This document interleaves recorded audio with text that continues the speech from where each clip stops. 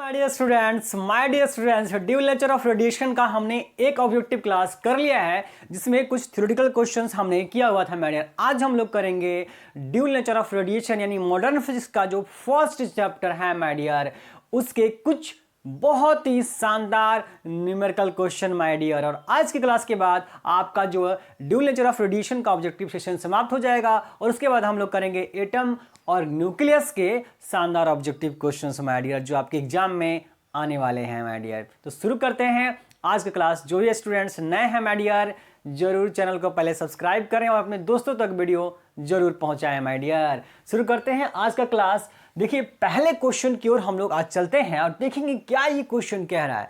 जो भी क्वेश्चंस आपके सामने है माय डियर बहुत जबरदस्त है और ये कहीं ना कहीं बोर्ड एग्जामिनेशंस के अंदर पूछा गया है, चाहे वो सीबीएसई बोर्ड हो चाहे अदर बोर्ड हो, और इनके एग्जाम में आने की संभावना पूरी है माय डियर। क्या कहता है, an electron and proton are moving with same speed my dear, ठीक है, which will have the more wavelength.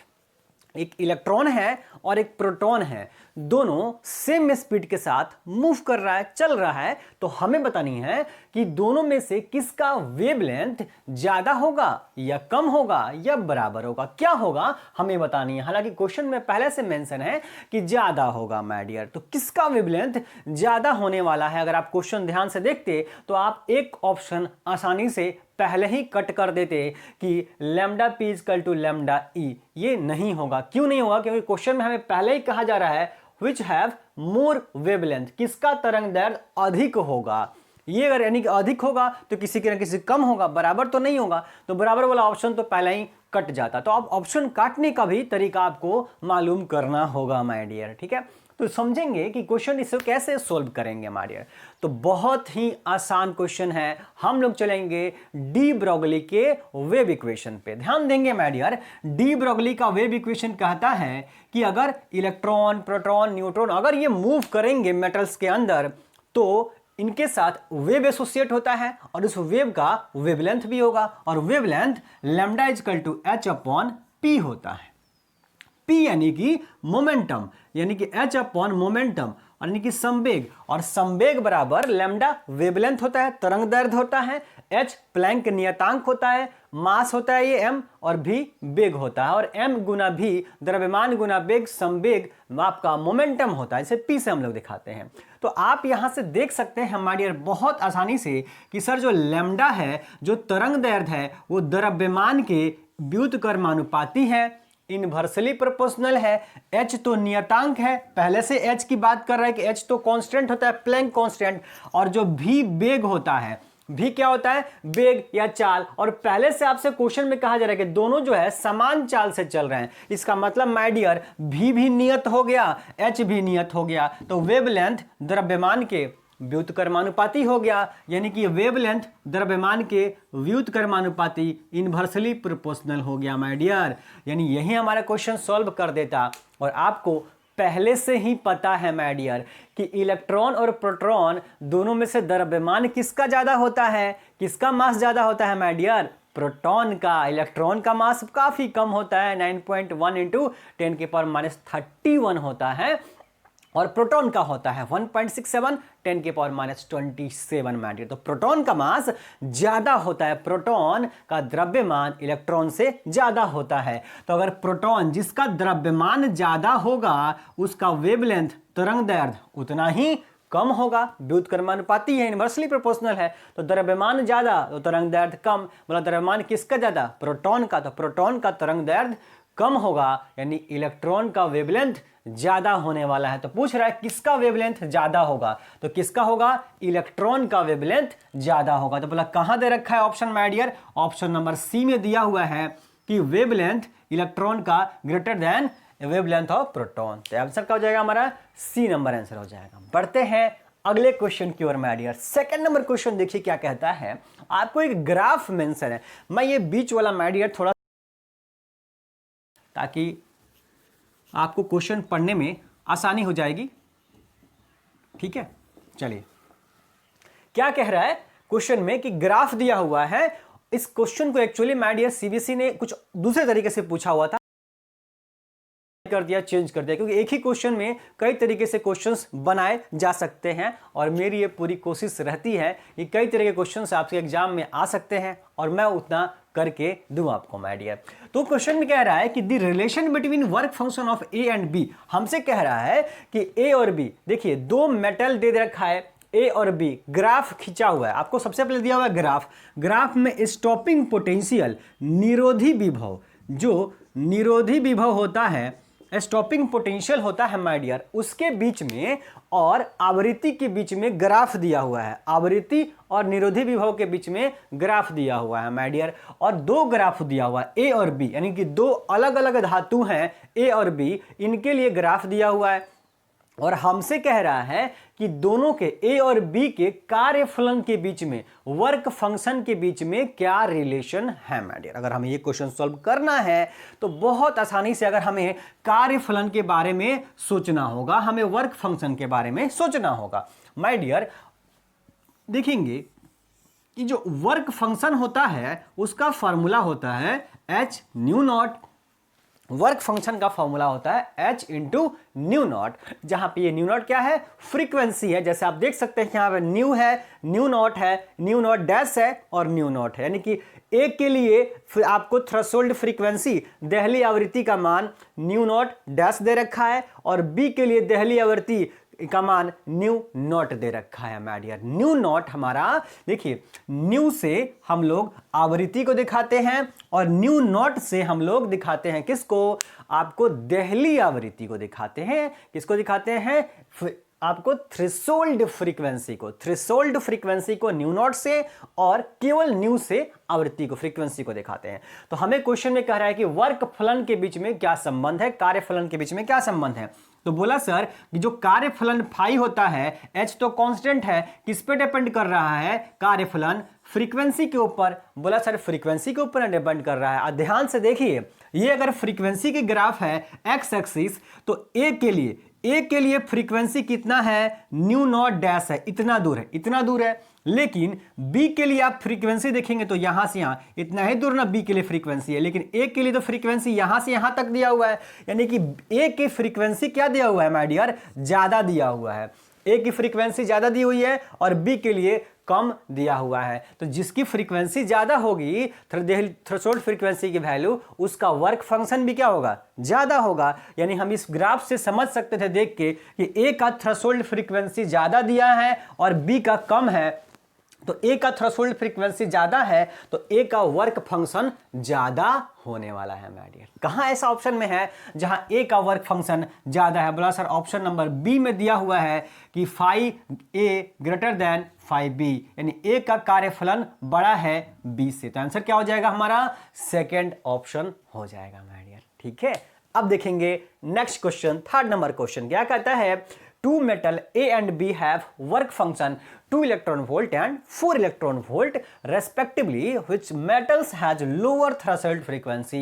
जैसे कि इस वाले क्वेश्चन में मोर वेवलेंथ था, यहां पे आपको क्वेश्चन में मेंशन है लोअर थ्रेशोल्ड फ्रीक्वेंसी, यानी किसकी दहली आवृत्ति का मान कम है।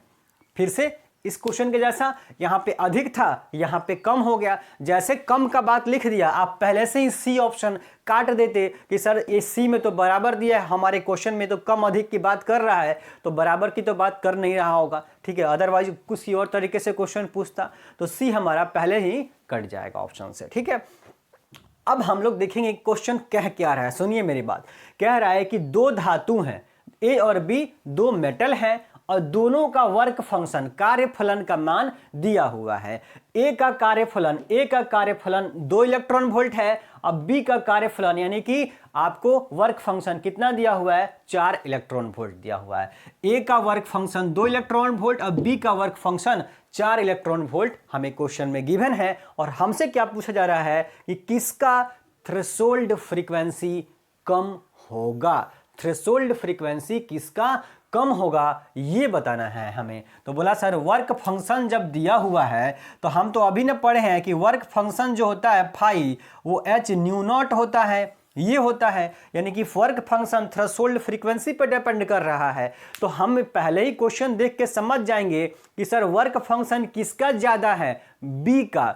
ए का तो 2 ही इलेक्ट्रॉन वोल्ट है और बी का वर्क फंक्शन 4 इलेक्ट्रॉन वोल्ट है, तो बी का वर्क फंक्शन ज्यादा है, यानी बी के लिए देहली आवृत्ति का मान भी ज्यादा होगा। देहली आवृत्ति का मान ज्यादा होगा तभी तो वर्क फंक्शन ज्यादा होगा। तो बोला सर इसका मतलब कि जो बी का अगर वर्क फंक्शन ज्यादा है तो बी का देहली आवृत्ति का मान, थ्रेशोल्ड फ्रीक्वेंसी का मान भी ज्यादा होगा। तो क्वेश्चन में हमसे क्या पूछ रहा था, किसकी देहली आवृत्ति का मान कम है, तो बोला कम जिसकी एनर्जी कम है। किसकी एनर्जी कम है, ए की एनर्जी कम है, तो ए के क्या हो जाएगा, कम होगा माय डियर। तो आंसर क्या हो जाएगा हमारा, ए नंबर आंसर हो जाएगा। ए का मान क्या होगा, कम होगा। और बढ़ते हैं कुछ शानदार न्यूमेरिकल ऑब्जेक्टिव क्वेश्चंस की ओर माय डियर।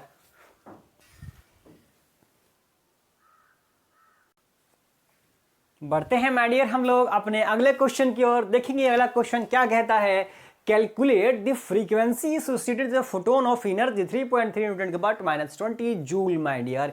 कहने का मतलब ये हो गया कि एक फोटोन है माय डियर और उस फोटोन के पास कितनी एनर्जी है, 3.3 इंटू 10 के पावर -20 जूल आपको दे रखा है। ध्यान देंगे जूल में दे रखा है माय डियर, क्योंकि इस चैप्टर में मैंने आपको ऑब्जेक्टिव वाले सेशन में और जो थ्योरी वाली क्लास होती है माय डियर मॉर्निंग में, उसमें भी बताया हुआ है कि ड्यूल नेचर ऑफ रेडिएशन का न्यूमेरिकल आपसे तब तक नहीं बनेगा जब आप कन्वर्जन नहीं समझ पाएंगे कि 1 इलेक्ट्रॉन वोल्ट बराबर 1.6 इंटू 10 के पावर -19 जूल एनर्जी होती है। अगर आपको ये फॉर्मूला पता है, रिलेशन पता है इलेक्ट्रॉन वोल्ट का जूल में कन्वर्जन, तो ही आप न्यूमेरिकल कर पाएंगे आसानी से माय डियर।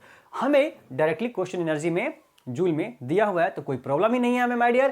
कहता है कि फोटोन की एनर्जी दी हुई है, उसकी आवृत्ति बताइए। ये कौन सी बड़ी बात हो गई माय डियर, तुरंत हम लोग फॉर्मूला लगाएंगे अपना और बता देंगे क्या फॉर्मूला होता है। इधर स्पेस खाली है, मैं इधर क्वेश्चन सॉल्व कर देता हूं। क्वेश्चन नंबर 4 कहता है एनर्जी ऑफ फोटोन। तो सर एनर्जी जो होती है वो एच न्यू होती है, एच प्लैंक कांस्टेंट, न्यू बार बार बोल रहा हूं आवृत्ति है। तो बोला सर आवृत्ति न्यू का मान दिया हुआ है क्वेश्चन में, नहीं न्यू नहीं दिया है, हमसे क्या बोल रहा है, आवृत्ति पूछ ही रहा है। बोला पूछ रहा है कोई दिक्कत नहीं है, यानी कि न्यू निकालना है तो nu equal to H multiply में है, एच जाकर के डिवाइड कर जाएगा, तो न्यू इजकल टू हो जाएगा ई अपॉन एच, ये एच मल्टीप्लाई में रहेगा तो डिवाइड ई अपॉन एच। बोला सर एनर्जी दे रखी है कितनी, 3.3 10 का पावर -20 और एच प्लैंक कांस्टेंट की वैल्यू 6.63 10 का पावर -34 माय डियर, ये होता है। बोला सर यहां पे ध्यान दीजिए कि 3.3 दिया है और इसमें 2 से मल्टीप्लाई करेंगे तो कट जाता,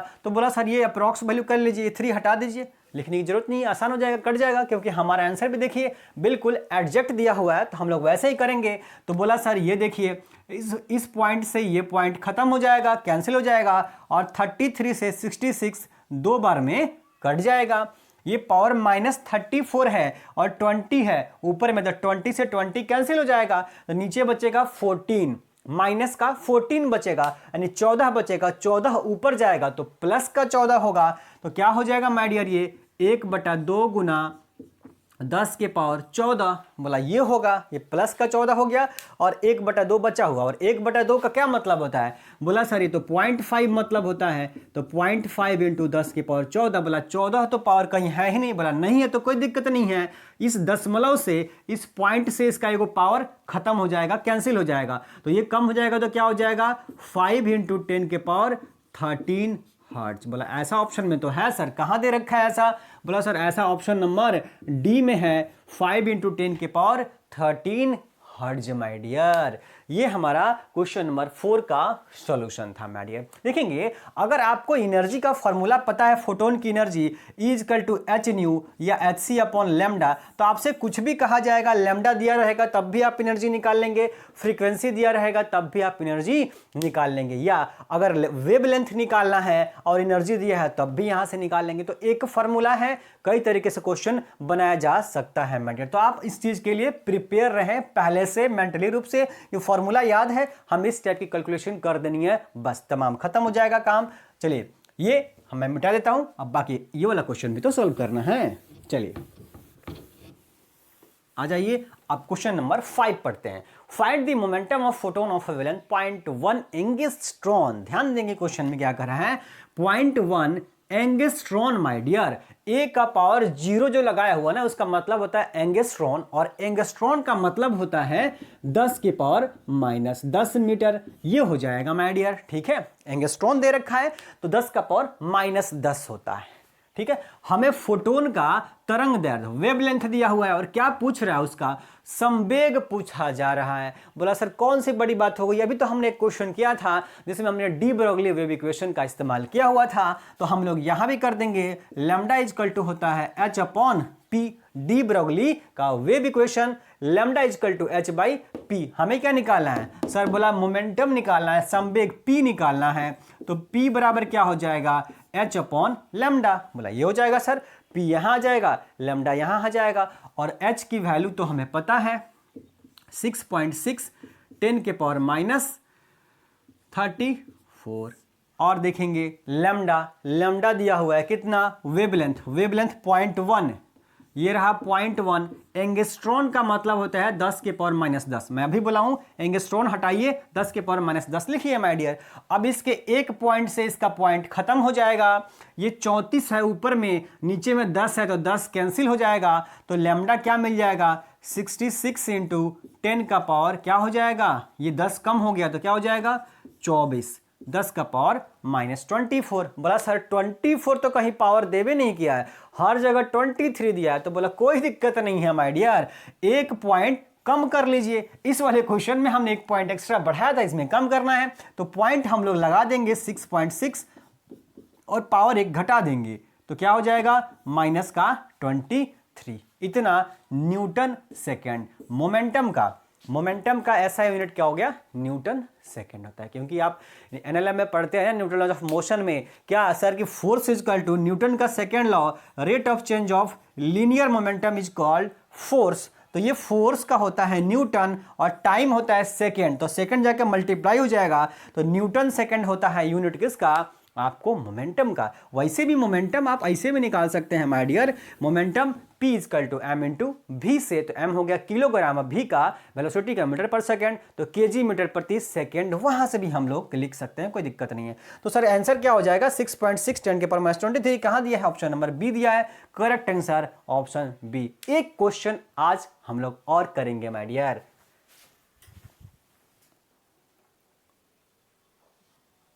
आ गए हैं माय डियर हम लोग अपने लास्ट क्वेश्चन पे my dear, dual nature of radiation के। देखेंगे क्वेश्चन क्या कहता है, calculate the number of photon. बहुत शानदार क्वेश्चन है my dear. Calculate the number of photon in इतना joule, 6.6 joule energy of radiation having frequency 10 to the power 12 hertz my dear. मतलब कहने का मतलब क्वेश्चन समझेंगे तब भी आप इस क्वेश्चन का जवाब दे भी पाएंगे माय डियर। क्वेश्चन हमसे कह रहा है कि प्रकाश है और उस प्रकाश से जो हमें ऊर्जा मिल रही है, एनर्जी मिल रही है, वो हमें 6.6 जूल एनर्जी मिल रही है, और उस प्रकाश की जो फ्रीक्वेंसी है, आवृत्ति का मान है, वो 10 के पावर 12 हर्ट्ज है। तो हमें बताना है क्वेश्चन के अंदर माय डियर कि हमें कितनी फोटोन, आपतित फोटोन की संख्या कितनी होगी, मतलब कितना फोटोन मिल रहा होगा। मतलब माय डियर एक मेटल का सरफेस है, इस मेटल के सरफेस पे जब प्रकाश आएगी, आ रहा है बस समझ में डियर, तो जब प्रकाश आती है तो प्रकाश का मतलब फोटोन आता है। क्या आता है, मतलब लाइट का मतलब फोटोन आता है माय डियर, एनर्जी तो फोटोन के पास होती है। और हमसे ये कहा जा रहा है कि सरफेस पे जो हमें एनर्जी प्राप्त हो रहा है वो एनर्जी कितना है माय डियर, 6.62 जूल, इतना एनर्जी हमें मिल रहा है, ये हमसे कहा जा रहा है। और जो प्रकाश आ रही है, जो फोटोन आ रही है, इसकी जो फ्रीक्वेंसी है न्यू है, वो 10 के पावर 12 हर्ट्ज दे रखा है क्वेश्चन में। और हमें बतानी है कि आखिर फोटोन की संख्या कितनी है। तो अगर इस तरह के क्वेश्चंस का जवाब अगर आपको देना है तो बहुत सिंपल कंसेप्ट है आपको और बहुत जबरदस्त भी है, समझना पड़ेगा माय डियर। आप मुझे बताइए कि आपको जो एनर्जी मिल रही है मेटल के सरफेस पे, इतनी ये एनर्जी दे कौन रहा है माय डियर। बोला सर ये तो फोटोन ना दे रहा है, एनर्जी तो फोटोन के पास है लाइट में, तो एनर्जी तो हमें फोटोन ही दे रहा होगा, तो हमें कुल एनर्जी इतनी मिल रही है। तो हमें बतानी है फोटोन की संख्या, देने वाला कौन है, फोटोन, और हमें फोटोन दे रहा है कितनी, टोटल एनर्जी इतनी।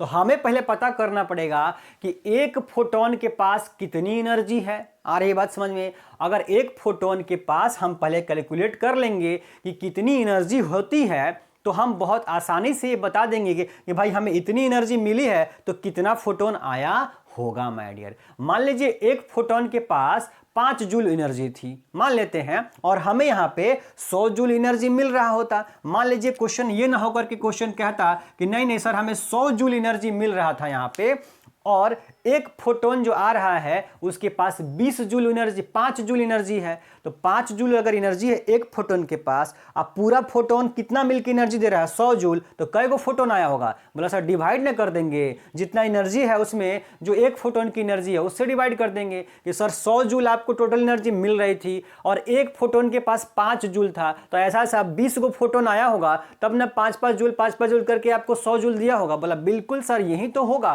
तो बोला करना क्या है, अगर फोटोन की संख्या हमें निकालनी है तो हमें करना होगा कि एक फोटोन की एनर्जी पहले निकाल लीजिए और टोटल एनर्जी जो मिल रही है डिवाइड कर दीजिए तो नंबर ऑफ फोटोन मिल जाएगा। यानी कि नंबर ऑफ फोटोन, अगर फोटोन की है तो हम लोग करेंगे क्या, टोटल एनर्जी कितनी मिल रही है, कुल एनर्जी हमें कितना मिल रहा है अपॉन एनर्जी किसका, एक फोटोन का, एनर्जी ऑफ 1 फोटोन, एक फोटोन की एनर्जी, कुल एनर्जी में एक फोटोन की एनर्जी से भाग दीजिए, आपको मिल जाएगा भाई डियर कि कितना फोटोन आपके पास है माय डियर। ठीक है, चलिए अब हम क्वेश्चन बहुत आसानी से हम लोग सोल्व कर देंगे। ठीक है सर, नंबर ऑफ फोटोन बतानी है, ये नंबर ऑफ फोटोन बताना है, एन बताना है, तो टोटल एनर्जी, कुल एनर्जी कितनी दे रखी है क्वेश्चन में? बोला सर 6.62 जूल दिया हुआ है, पहले से ही जूल में दिया हुआ था, हमें कन्वर्जन का कोई सवाल ही नहीं है माय डियर। ठीक है, और अपॉन में एक फोटोन की एनर्जी, एक फोटोन की एनर्जी कितनी होती है माय डियर? एच न्यू होता है। क्या होता है? H new. और बोला सर ध्यान से सुनिए कि जो h का मान होता है आपको पहले ही से क्वेश्चन में दिया हुआ है कि इतना होता है, इसका मतलब आप तुरंत इस h न्यू के जगह पे क्या रखेंगे? h का मान रख दीजिए 6.62 10 का पावर -34, ये तो उतना होता ही है, इनटू फ्रीक्वेंसी, ये न्यू क्या होता है? आवृत्ति, आवृत्ति दी हुई है कितना? 10 के पावर 12। बोला माय डियर ये तो बहुत ज्यादा आसान क्वेश्चन हो गया, ये 6.62 से 6.62 कैंसिल हो गया, और यहां पे देखेंगे 10 के पावर -34 है, 10 के पावर +12 है, तो 34 में से 12 को कम हो जाएगा, तो कितना बचेगा माय डियर? हो गया 24, ये बच गया कितना? 22 हो गया। तो 10 के पावर -22 बचा, और 22 कहां चला जाएगा? ऊपर में, तो 10 का पावर 22 हो जाएगा, 22 बचेगा ऊपर जाएगा तो प्लस का पावर, तो 10 का पावर 22 नंबर ऑफ फोटोन्स मिलने वाले हैं। तो बोला कहां ऑप्शन में है? ऑप्शन नंबर बी में हमें दिया हुआ है माय डियर। इसी तरह के क्वेश्चंस जो है, क्वेश्चन आपसे पूछ सकता था कि हमें बताइए नंबर ऑफ फोटोन पर सेकंड। हमें क्वेश्चन में क्या पूछता है माय डियर? इसी क्वेश्चन में हम क्या वेरिएशन कर सकते हैं, क्या अलग तरीके से पूछ सकते हैं एग्जाम के अंदर कि नंबर ऑफ फोटोन पर सेकेंड, प्रति सेकंड अगर पूछा जाए तो हमसे क्वेश्चन में एनर्जी नहीं देगा, फिर हमें क्वेश्चन में एनर्जी के जगह पे क्या देगा? पावर दिया होगा। क्या दिया होगा माय डियर? पावर दिया होगा। आया बात समझ में? तो अगर हमें प्रति सेकंड पूछ रहा है कितना फोटोन आ रहा होगा, तो उस केस में एनर्जी ना दे करके पावर दिया होगा। बिल्कुल काम हम वही करेंगे, टोटल एनर्जी की जगह पर टोटल पावर रख देंगे, सेम काम हो जाएगा, वही आंसर हमारा मिल जाने वाला है। तो ये था ड्यूल नेचर ऑफ रेडिएशन का शानदार, दमदार, जबरदस्त ऑब्जेक्टिव क्वेश्चन, जिसको मैंने आप सभी को बहुत जबरदस्त तरीके से पढ़ाने की कोशिश की। आशा करता हूँ आपको ये सारे न्यूमेरिकल बहुत जबरदस्त तरीके से समझ में आ चुके हैं और आप अपने दोस्तों तक भी वीडियो जरूर पहुँचाएंगे माय डियर। मिलते हैं नेक्स्ट वीडियो में।